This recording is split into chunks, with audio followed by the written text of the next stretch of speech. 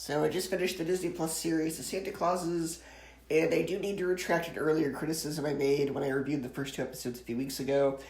I complained about the writers changing the name of Santa's son from Buddy to Cal, and a few episodes later, it turns out that is not the case. His full name is Buddy Calvin Claus. He just goes by his middle name. So they did pay attention to the previous movies. So my thoughts on the series overall, I'm kind of mixed.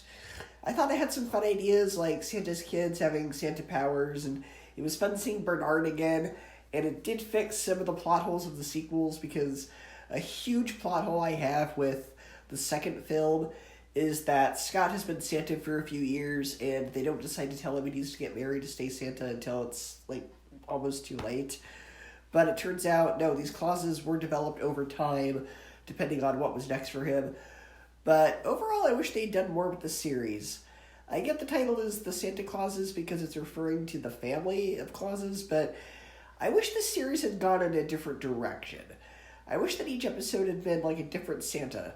Instead, we just get this one guy who decides it's better to turn the North Pole into a year-round Amazon Prime and just deliver gifts via drone, and okay, I guess, that's fine, but then near the end, they just turn him from someone who's misguided into straight-up villain, and it comes out of nowhere.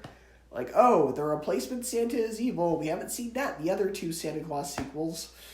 And the finale felt incredibly rushed. Like, this has to be the quickest villain redemption I've seen.